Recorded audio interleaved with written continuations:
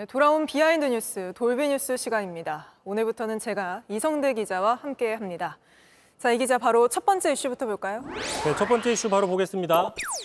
자, 한동훈 싫어요가 좋아요. 지금 앞서 보신 것처럼 국민의힘 당대표 후보 TV토론 지금 네. 한동훈 원희룡 후보 간의 난타전 심화되고 있습니다. 네, 그렇습니다. 자, 그런데 오늘 대통령실의 행정관이 개입했다 이런 논란까지 불거졌는데요.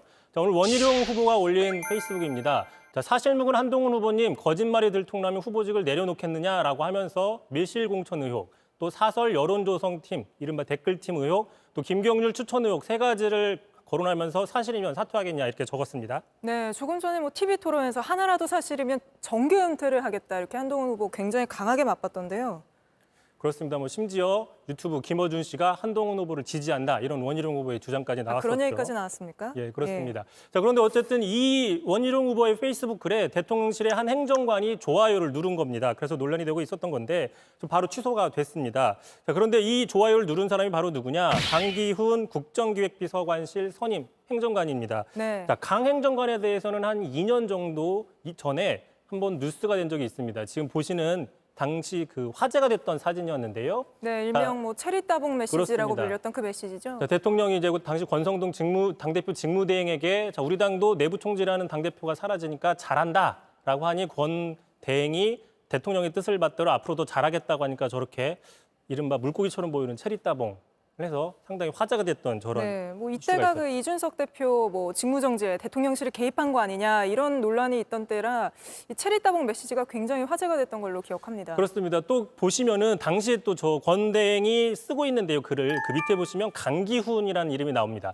바로 이 강기훈이라는 사람이 오늘 원희룡 후보의 한동훈 후보 비판 글에 좋아요를 눌렀다 취소한 그 행정관인 겁니다. 네. 자, 참고로 앞서 전당대회 시작되기 전에 정진석 대통령실 비서실장은 당대표 선거와 관련해서 불필요한 메시지가 나가지 않게 하라라고 주의를 준 바가 있습니다. 네, 아무래도 지금 김건희 여사 문자 논란으로 대통령실 전대 개입 논란이 불거지고 있는 와중이라 이런 좋아요조차도 화제가 되고 있는 것 같습니다. 그렇습니다. 그래서 좀 논란이 되고 있자 자, 강기훈 행정관 이렇게 얘기를 했습니다. 정치적인 의도를 갖고 누른 게 절대 아니다. 자, 정신없이 보다가 좋아요를 눌러버린 것이고 원희룡 후보뿐만 아니라 한동훈 후보 글에도 누른 적이 있다. 네, 다시 실수로 말하면 눌렀다는 그렇습니다. 건가요? 단순 네. 실수했다라는 얘기인데 실제로 관련된 사례들이 과거에도 있었습니다.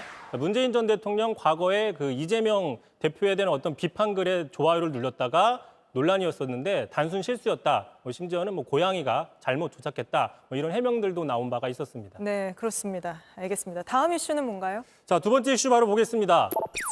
자, 우리도 그들처럼 자, 지금 국민의힘 전당대회에 가려져 있지만 자, 중진급이죠. 홍준표 대구시장과 유승민 전 의원도 연일 난타전을 벌이고 있습니다. 네. 자, 홍준표 시장이 이렇게 얘기를 했습니다. 최근에 자, 한동훈은 지금 유승민의 길로 가고 있다. 배신의 정치에 당해본 당원들이 이번에도 당할 것이냐라고 사실상 한 후보를 비판을 했는데 네. 자, 그러자 이제 유승민 전 의원이 홍준표의 도발 언제든지 받아주겠다라고 맞대응을 얘기를 했습니다. 그러니까 홍 시장은 또 아니 배신한 거를 틀렸다고 얘기할 필요가 있느냐. 배신한 거를 사실을 얘기했다라고 하면서 근거 영상을 올렸습니다. 네. 한번 보시죠.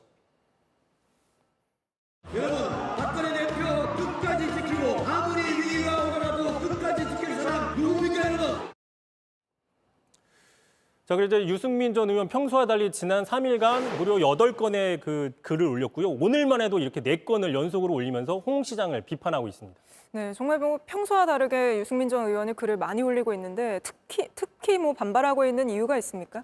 자, 아무래도 이제 유승민 전 의원 하면은 그 배신이라는 꼬리표가 따라다니는데 자기랑 전혀 관계가 없는 한 후보 일에 자신의 어떤 배신 프레임을 갖다 썼다 이런 비판을 하고 있고 경로를 하고 있다 이렇게 볼 수 있는 건데요. 네. 그러면서 홍준표 시장이야말로 기회주의자다 이런 식의 공격을 했는데 관련된 발언 한번 들어보겠습니다.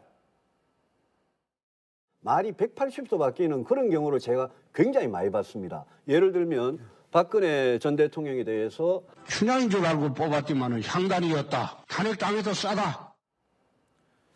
자, 네. 그래서 보신 것처럼 지금 유승민 전 의원 연일 탐욕의 화신, 보수의 수치라며 홍 시장을 공격하고 있고 홍 시장은 자, 깜도 아닌 게 나를 음해하고 있다. 한 번 배신한 자 두 번 배신 안 할 거냐라고 서로 맞대응을 하고 있는데요. 상당히 뜨겁죠. 네. 자, 그런데 지금 국민의힘 전당대회 아까 보신 것처럼 한동훈, 원희룡 후보 상당히 난타전을 벌이고 있는데 자, 중진급, 대선 후보급들이 나서서 중재를 해야 되는 게 아니냐라는 얘기가 나오고 있는데 본인들이 이렇게 역시 이전 투구 양성을 벌이는 게 아니냐 이런 지적도 나옵니다. 네, 유독 국민의힘 안에서 요즘 이런 모습이 자주 보이는 것 같습니다. 알겠습니다. 오늘 여기까지 짚어보겠습니다. 이성대 기자였습니다.